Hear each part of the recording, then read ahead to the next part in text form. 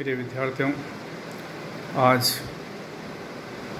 हम refrigeration air conditioning subject code ME 301 जिसको my self Arjun Singh Meena के द्वारा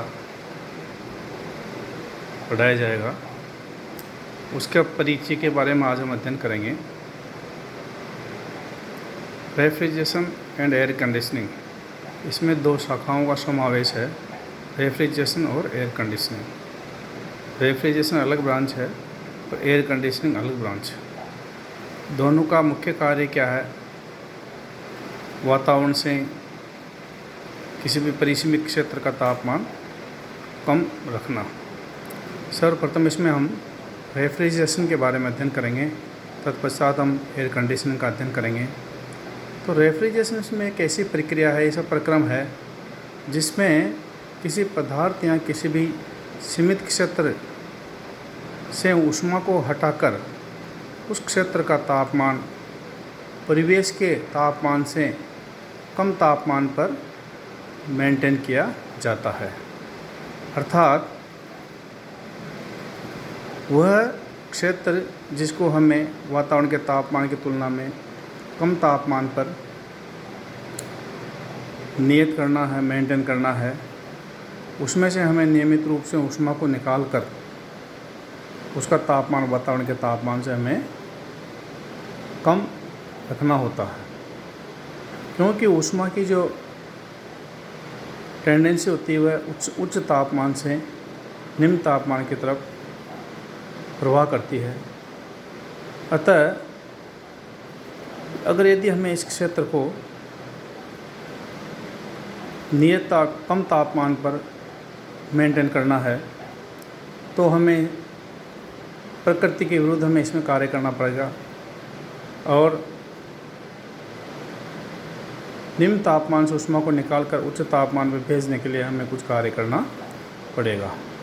तो ये जो रेफ्रिजरेशन प्रक्रम है, इसका जो उपयोग है विभिन्न क्षेत्रों में इसका उपयोग किया जाता है। जैसे हमें प्रशीतन की आवश्यकता पड़ती है, कहाँ पड़ती है, तो इसके विभिन्न क्षेत्र है जहाँ पे हम रेफ्रिजरेशन प्रक्रिया को हम अप्लाई करते हैं। आज के युग में रेफ्रिजरेशन की आवश्यकता हर क्षेत्र में महसूस की जाती है।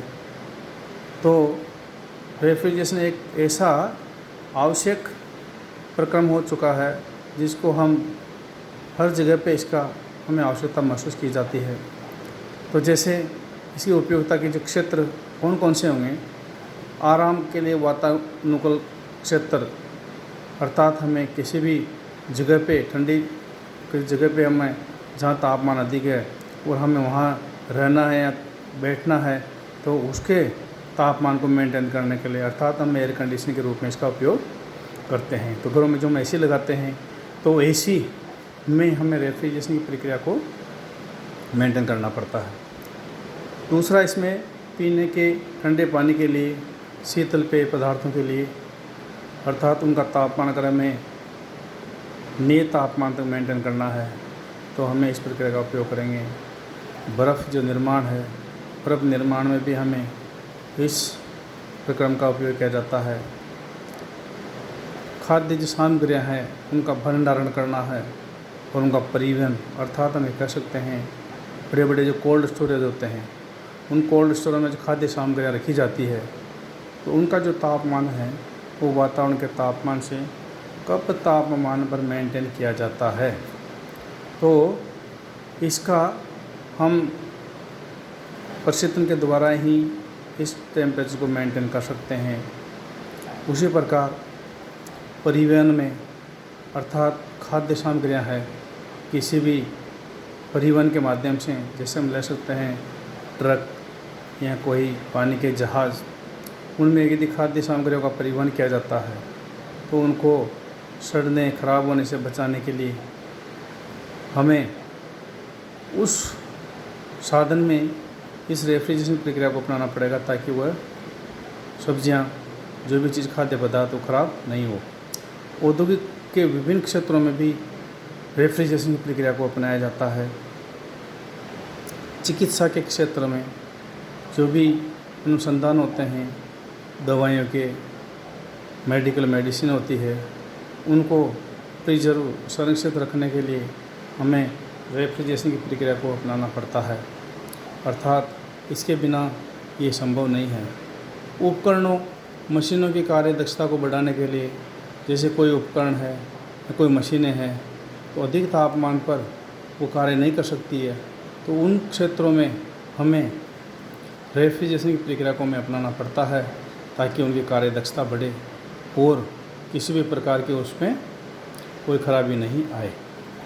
तो उन मशीनों की दक्षता बढ़ाने के लिए हमें उचित तापमान बनाए रखना आवश्यक होता है। अनुसंधान की प्रयोगशालाओं में जहाँ पर मेडिसिन और कोई जो अनुसंधान चलते हैं तो वहाँ पर उन अनुसंधान के जो पदार्थ हैं उन पदार्थों को संरक्षित रखने के लिए हमें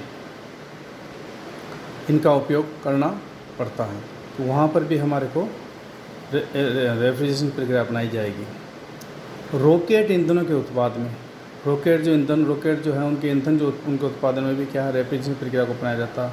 तो ये जिस प्रकार से हम इसकी उपयोगिता है, आज के युग में रेफ्रिजरेशन की उपयोगिता हम जगह जगह महसूस कर घर में हमारा रेफ्रिजरेटर फ्रिज है वो एक रेफ्रिजरेशन की प्रक्रिया है। हम घर में एसी यूज़ करते हैं वो भी हमारे ठंडक उत्पादन उस क्षेत्र को ठंडक पैदा करने के लिए रेफ्रिजरेशन प्रक्रिया में काम आता है। तो प्रत्येक क्षेत्र में आज के युग में रेफ्रिजरेशन की बहुत आवश्यकता, बहुत महत्व आवश्यकता है। तो इसके बिना क्या है कि आज के युग में काम नहीं चल पाता। तो एक रेफ्रिजरेशन एक ऐसा विषय है जिसका हमें एक अध्ययन करना बहुत आवश्यक है। ये किन प्रक्रियाओं में काम करता है, इसके क्या प्रोसेस होते हैं, इसके उपयोग क्या हैं और इसका जो कार्यक्षेत्र है बहुत वृहत कार्यक्षेत्र होता जा रहा है। तो ये एक आपका विषय है जिसमें हम इसको एक बहुत अच्छे तरह से इसका अध्ययन करेंगे। फिर सामान्यतः जैसे प्रशीतन की विधियों के लिए हम किस प्रकार से विभिन्न प्रकार की प्रशीतन की विधियाँ काम में हम लेते हैं। जैसे कुछ क्षारों को जल में घोलकर, जैसे सोडियम क्लोराइड हुए, कैल्शियम क्लोराइड हुआ, ये क्षार हैं। इन क्षारों को हम जल में घोलते हैं तो ये क्षार जल से ऊष्मा का अवशोषण कर लेते हैं और वहाँ की ऊष्मा को अवशोषित करके उस पदार्थ का तापमान को ठंडा कर देते हैं। बर्फ़ प्रशीतन प्रक्रिया, अर्थात किसी भी क्षेत्र को हमें ठंडा करना है तो वहाँ पे बर्फ़ के द्वारा वो बर्फ़ प्रशीतन मतलब हम वहाँ पे अगर बर्फ़ रख देंगे या बर्फ़ की सिल्ली रख देंगे या बर्फ़ का पदार्थ, जैसे हम ये कहते हैं जैसे छोटे जो आइसक्रीम के जो डिब्बे होते हैं उन डिब्बों में हम बर्फ़ के टुकड़े डाल देते हैं और उसमें हम डिब्बों के अंदर आइसक्रीम डाल देते हैं। तो डिब्बों के आइसक्रीम को ठंडा करने का काम कौन करता है? बर्फ़ के टुकड़े। तो वह बर्फ़ क्या करेगा, उस आइसक्रीम से और जो भी मिल्क उसमें डिब्बों में भरा उसकी ऊष्मा को अवशोषण बर्फ़ कर लेगा और वो आइसक्रीम क्या आपकी ठंडी रहेगी। शुष्क बर्फ़, ड्राई आइस प्रशीतन, अर्थात शुष्क बर्फ़ वो होता है carbon dioxide CO2, dry ice CO2। इसका उपयोग बड़े बड़े जो आपके पानी के जहाज़ हैं उन पानी के जहाज़ों में जहाँ पे क्या नाम है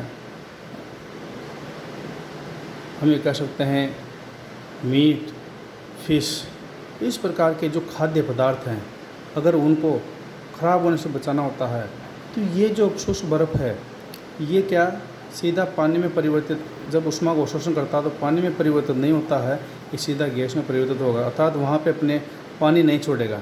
जबकि आपका बर्फ़ है वो पानी छोड़ता है। तो शुष्क बर्फ़ का उपयोग जैसे खाद्य पदार्थ जो पानी के संपर्क में आते हैं ख़राब हो जाते हैं उनके ऐसी जगह पर हम शुष्क बर्फ़ का उपयोग करते हैं।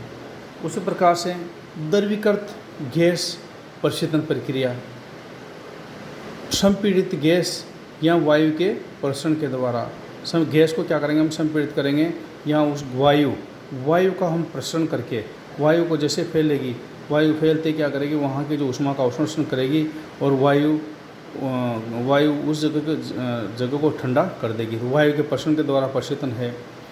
उपरोधन द्वारा प्रशीतन, थ्रोटलिंग प्रक्रम, अर्थात किसी भी पदार्थ को यदि हम छोटे से छिद्र में से बिल्कुल 0.002 mm वाले छिद्र में से गुजारते हैं, तो जब वहाँ से गुजरता है तो उसके दाब और ताप में दोनों कमी होती है, तो उसको हम उपरोधन प्रक्रिया कहते हैं। तो उस उपरोधन प्रक्रिया के द्वारा आपका कि यह ठंडक पैदा करेगा। भाप प्रदार प्रशीतन प्रक्रिया के द्वारा, वाष्पीकरण प्रशीतन के द्वारा, वाष्प प्रशीतन निकाय के द्वारा, वेपर कंप्रेशन रेफ्रिजरेशन सिस्टम, जो हमारे घरों में रेफ्रिजरेशन सिस्टम जो रेफ्रिजरेटर काम आता है, उसमें आपका वाष्प प्रशीतन निकाय का उपयोग किया जाता है। वैद्युतीय या चुंबकीय प्रशीतन विधियाँ, इन विधियों के द्वारा हम इनका उपयोग करते हैं। अर्थात ये विभिन्न प्रकार की चुंबकीय विद्युत प्रक्रिया है जिनके द्वारा हम क्या करते हैं, रेफ्रिजरेशन प्रक्रिया का उपयोग करते हैं। तो ये जैसा कि आपने देखा, रेफ्रिजरेशन वो प्रक्रिया है, वो मेथड है जिसके द्वारा हम ठंडक पैदा करते हैं। अर्थात वह स्थान जहाँ पर हमें तापमान को वातावरण के तापमान से कम तापमान पर मेंटेन करना है, तो वहाँ से हमें नियमित रूप से ऊष्मा को हटाना आवश्यक होता है। इस प्रक्रिया के द्वारा हम उस स्थान को वातावरण के तापमान से निम्न तापमान पर मेंटेन करते हैं। तो इस प्रकार से रेफ्रिजरेशन के जो विभिन्न मेथड है, विभिन्न प्रोसेस है, चक्र है, इनका हम इस विषय में इनका अध्ययन करेंगे। इस विषय में अध्ययन करके आपको ये जानकारी मिलेगी कि भाई जो आपका जो रेफ्रिजरेशन जो सिस्टम होता है, इसमें कौन कौन से तो उपकरणों का काम में आते हैं, उस उपकरणों का क्या क्या उपयोग होता है, किस प्रकार से वो कार्य करते हैं और उनकी प्रक्रियाएं क्या है, प्रोसेस क्या है उनके, इनके बारे में हम आपको सारा इसमें अध्ययन करेंगे। इसी प्रकार से इसमें एयर कंडीशनिंग अलग शाखा आएगी। एयर कंडीशनिंग में हम कंफर्ट अर्थात आरामदायक जो तापमान है वह मेंटेन करने की प्रक्रिया आएगी, उसमें विभिन्न प्रकार अलग तरह से अध्ययन किया जाएगा। इसमें आपका जो रेफ्रिजरेशन सिस्टम है, इसमें आपका अलग तरह से अध्ययन किया जाएगा। इस प्रकार से रेफ्रिजरेशन और एयर कंडीशनिंग का हम चैप्टर वाइज प्रतिदिन आपका एक एक चैप्टर का अच्छी तरह से अध्ययन करेंगे। इसमें न्यूमेरिकल है, न्यूमेरिकलों का हम इसमें अध्ययन करेंगे। इस प्रकार से आपको ये जो सब्जेक्ट है, इस सब्जेक्ट का आपका गहन अध्ययन करना आवश्यक है, क्योंकि इस सब्जेक्ट का आज के युग में बहुत अच्छी तरह से उपयोग किया जा रहा है और ये विद्यार्थियों को अपना कैरियर बनाने के लिए बहुत अच्छा सब्जेक्ट है। इसको विद्यार्थी अपने कैरियर के रूप में भी चुन सकता है। तो अगले लेक्चर पे हम heat pump, refrigeration, heat engine के डिफरेंस, रिवर्स कार्नोट साइकिल के बारे में हम अध्ययन करेंगे। धन्यवाद।